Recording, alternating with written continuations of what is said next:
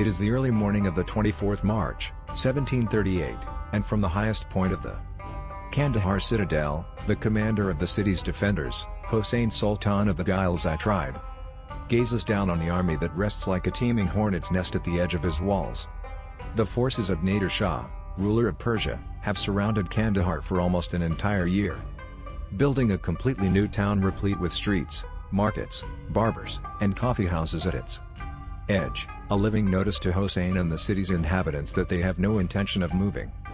No matter how determined their resistance, Naderabad, as the boomtown is known, is now home to a depressingly large multinational force. The Persian ranks numbered 80,000 at the siege's outset, but it seems to Hossein and the Afghans that they have been joined by unending numbers of reinforcements who arrive every morning to the bustling and growing Naderabad streets.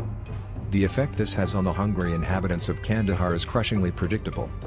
Now reduced to eating horses, but not yet starving, a victory for Nader Shah is an inevitability, but they will make him work for it. Hossein and his people have no intention of surrendering quietly. In truth, Nader has been running a deception on a mass level. Every night after dark, he has large contingents in the rear of his army march out of sight, make camp, and then march once more into Naderabad with much fanfare the next morning, making it seem from the city walls that his supply of troops is inexhaustible. On this morning, however, Hossein knows that the Persian preparations are at an end, and it is the time for battle. Looking out on the vast numbers of Tofangchi musketeers in their metal helmets and elite Jazairish cavalry, with their Shamshir sabers glinting where they hold them at their shoulders, Hossein Sultan tries to mask a sense of dread when he considers the damage that Nader Shah's Persian army will do once they crash inside Kandahar's resilient mud walls. His eyes rove to the place where Nader Shah has placed his Tupshi artillerymen, a developing force that makes use of Zanborak, light cannon mounted on the backs of camels. It is a diabolical sight to the remaining defenders on Kandahar's Borji-Didi, the system of fortifications made up of towers and walls that acts as the town's shield. Since January, Nader Shah's contingents have been more offensive in their approach, their leader wishing to be moving once more, the sedentary nature of the siege going against his instincts as a Turkmen rider who consciously styles himself on Tamerlane. Slowly, tower by tower and wall by wall, Nader's mixed force of Bakhtiari, Kurd, and Abdali have fought the Afghans back, every square inch of ground a matter of conflict. Each night the defenders work desperately to repair the damage done during the day, to keep the marauders at bay for just a few more hours. Finally, with the warm months on the threshold, the final assault begins and the Bakhtiari lead the way once more, their combatants wishing to atone for a recent uprising against the Shah's power. All of the elements of the army that Nader Shah has constructed over the decades since he came to prominence combine, rushing from concealed trenches, caves, even strategically placed boulders where they have been camouflaging their convergence from the sentries on the battlements.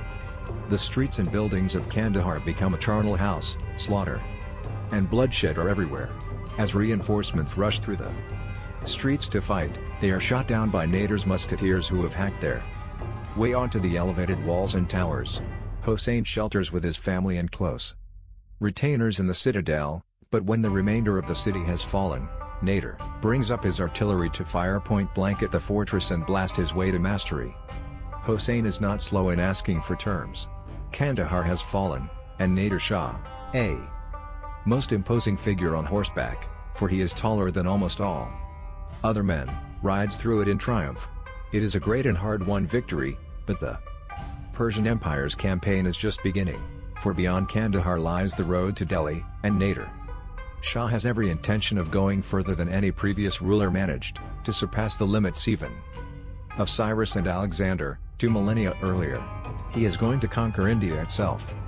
In the aftermath of his great conquest of Kandahar, avenging himself on the Afghans who in the toppled a previous Shah, previous decade had wrought devastation through Persia and even Nader had the citadel and the town itself razed and the surviving inhabitants sent to live in Naderabad, allowing himself the chance to savor the fact he had restored the old borders of Persia. He moved with his army only in May, arriving at Ghazni toward the middle of June and then marching for Kabul. This brought him out of the traditional realms of the Persian Empire and over the border of the Mughal Empire. His ostensible pretext for marching into the territory of the Mughals was to destroy or capture the Afghans who had been afforded shelter there. In truth, most are aware that Nader is ambitious, and the state of the Mughal Empire makes it an easy target for treasure, with which to pursue further wars with his western nemesis, the Ottoman Turks. Where at the beginning of the 18th century, the Mughal Empire had controlled the vast swathe of the Indian subcontinent, the intervening 40 years has seen a succession of weak or incompetent rulers, along with internal strife and challenges from usurpers, not to mention the challenge of the Punjabi Sikhs and Hindu Marathas. Large tracts of central India had recently fallen to them, and the Emperor Muhammad Shah seemed powerless and incapable of resisting their seizures. His disadvantageous position was exacerbated by the de facto autonomy of Mughal viceroys and governors. Men like Nizam-ul-Mulk, ruler of the Deccan, Khan Dauran, head of the army as well as the Hindu bloc within the empire, and finally the governor of Awadh, Saadat Khan, who was known to be sympathetic to the Persian cause, paid only lip service and little more to the throne. There was also the growing European presence in the subcontinent, which had first been established by the Portuguese in the last years of the 15th century, but which now included the Dutch, Danish, Swedish, and most prominently, British and French. The influence of these semi-autonomous European corporations dotted around the coast was growing every year, and they continually drifted in and out of conflict with the local and imperial authorities, even recruiting their own native forces and naval contingents. The profits they made both for the local authorities and their backers in Europe meant that their presence was now an immovable reality, and they were observing the outcome of the conflict between the Mughals and Nader Shah with a keen interest. In truth, therefore, when Nader and his huge army rolled down from Kandahar in 1738, supposedly hunting Afghan rebels, the territory actually under the control of Muhammad Shah was a just fraction of the empire over which he was purported to be absolute monarch. This weakness, coupled with Muhammad Shah's own lackadaisical nature, hobbled the Mughal war effort against such a zealous and proficient adversary. When Nasir Khan, the governor of Kabul, had begged him for just 1 year of the half-decade of back pay owed to their troops while they awaited the arrival of Nader Shah, the emperor had fobbed him off with promises that payment in the rainy season would be sufficient. Nader subsequently arrived at Kabul to discover that Nasir had taken most of his men to Peshawar rather than risk a battle with such a potentially compromised force. The majority of the city surrendered to Nader, but a select number of fanatics had fortified themselves in the Kabul citadel, and Nader once more blasted them with his own light artillery as well as some heavier grade weapons captured from the Mughals. Kabul was reduced, but Nader treated its inhabitants mercifully after their general lack of resistance, even going so far as to execute any of his own men who mistreated the locals. From Kabul, he dispatched a messenger with a conciliatory note for Muhammad Shah, again avowing that his only interest in entering Mughal territory was to capture Ghilzai tribal members who were fleeing his justice. The diplomatic courier was intercepted, however, and put to death somewhere around Jalalabad. After resting at Charikar, Nader's army moved in September to Gandamak and from there to Jalalabad. News of the execution of his messenger reached Nader while he was still en route to the city, and he immediately dispatched his elite Jazirs to storm ahead and bring retribution onto the governor and the inhabitants. The Jazirs arrived like a lightning bolt from a grey metal sky, shrieking down on the startled and dismayed sentries with such fury that they breached the walls and immediately put the entire town to the sack. The code of a war broken by the killing of the Persian messenger, the Jazir Shanen. Nader's entire force were set loose to unleash a general slaughter, and any of the female locals fortunate enough to live through the initial carnage were put in chains and taken to the uncertain and foreboding future of slavery. Nader received word that the governor of Jalalabad had fled to the hills and a detachment of the army was sent to reduce his position.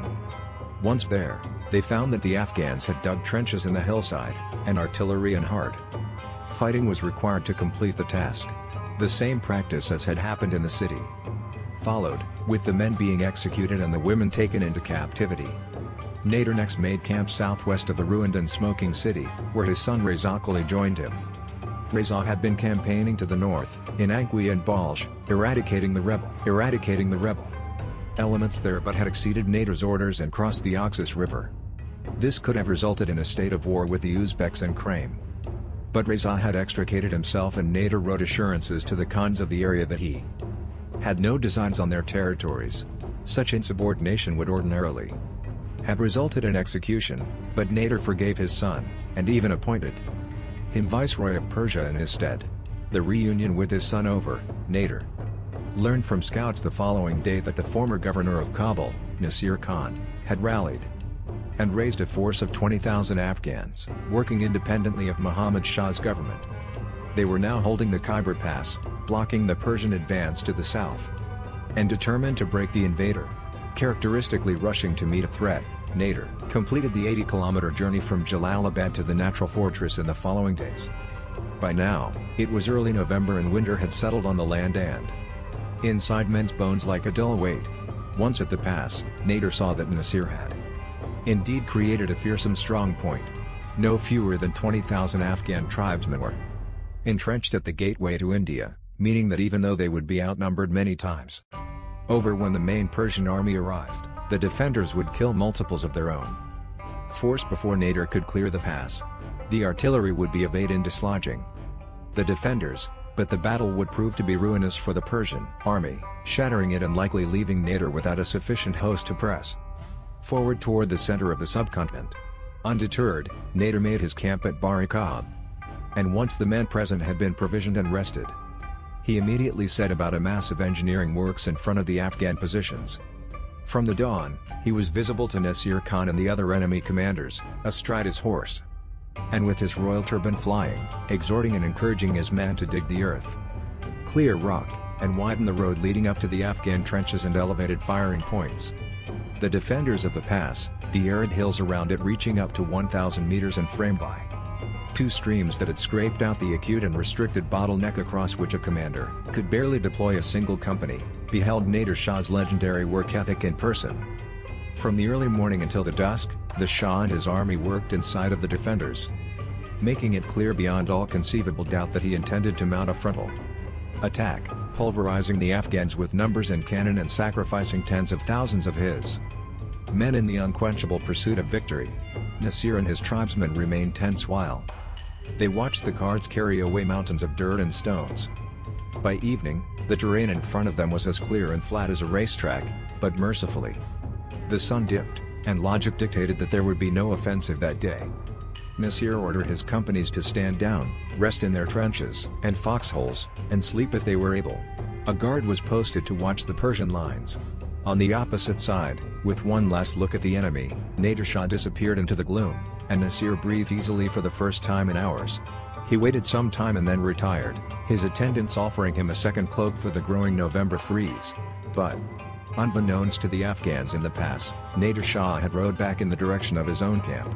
He summoned his Lieutenant Ajit Khan back and ordered him to move at once with a 10,000-strong forward cavalry detachment. Nader himself would ride with them. He gave command of the main army to his other son, Mortaza Mirza. He was to keep it at Barikab until further notice. Meanwhile, units under the Nasrullah Khalil numbering about 12,000 would remain inside of the pass.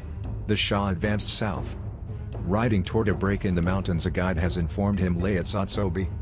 Soon, Nader and his 10,000 riders are shrouded in the dark of a winter night. They ride over open, roadless country, the ground strewn with rock sand, boulders where it is not a steep slope. The temperature plummets past freezing. Bitter winds lacerating their uncovered eyes, but there is no let-up in the pace from the Persians. Moving without maps, the Jazirs and their warrior monarch ascend peaks and then guardedly walk their mounts down the other side, navigating their way through some of the most inhospitable terrain on earth at the worst time of year and in the worst conditions. Yet they continue the relentless move southeast, the tribes who hold the area prudently staying back, aided in a large part by significant bribes sent ahead by Nader Shah. Even still, the threat of ambush is ever present, and no man can know for sure what kind of threat 1929 man or beast is lying next to them in the dark. Nader Shah and his 10,000 men propelled through the Zatobi Pass and into the Bizarre Valley that night in November 1738, crossing craggy, broken spurs, hundreds of feet above certain death and numbing and glacial cold. After a final, harrowing, claustrophobic gorge, light began to grow to the east and the hollow-eyed cavalry and their freezing horses emerged onto the Peshawar road. Nader had the opportunity to make straight for the town, but instead he turned his men directly at the enemy who were still waiting for the frontal attack they had seen Nader preparing on the other side of the pass just the evening before. When they appeared at the Afghan rear while the morning was still breaking, Nader and his men must have seemed like nightmarish phantoms emerging from the gloom. With no artillery support, the Persians relied on musket, bow, lance, and saber, careening into the dismayed and unprepared Afghans and cutting a swathe through their lines until Nasir and his chiefs managed to organize any kind of resistance. While this was happening on the southern side of the pass, Nader's forces under Nasrullah Quli arrived from the north, and engaged the Afghans still there, limiting Nasir's ability to send reinforcements to the unprotected southern section. The outcome and inevitability: the Afghans put up a valorous resistance, the fighting for a time being keen and ferocious, the muskets on Nasir's side cutting down cavalrymen before their positions were overwhelmed by saber-wielding troopers, the struggle then quickly devolving into a melee, where the same muskets were turned to clubs. Eventually, after much bloodshed to his host, Nasir called for a truce, and he and his remaining forces were taken prisoner. As a result of the victory in the Khyber Pass, Peshawar surrendered to the Shah without a fight in the aftermath, and the road to India was now open. If he could hold his momentum, Nader would become the most powerful ruler of Persia in centuries. But while the Mughal Empire was deeply divided and rent with enemies within and without, it remained a formidable force, and Nader's battles for the wealth of the subcontinent were not yet over. His operation at the Khyber though had lifted him from the status of great warrior leader to perhaps the world's greatest living general, and one who would go on to live in the ages. Covering 80 kilometers in 18 hours in complete darkness over impassable terrain, without navigation equipment, even today, almost 3 centuries later, is a feat that could only be bettered by making use of helicopters. Russian observers were astounded, and they still remembered the accomplishment a century later while making their own plans in the event of a war with British India. Nader Shah, the shepherd boy who became the King of Kings, had created a military engine built on tenacity, faith, strength, and vision. And as the year 1738 came to a close, there were men in throne rooms the length of Asia who speculated what force of nature or the Almighty would be required to bring this war machine to a halt.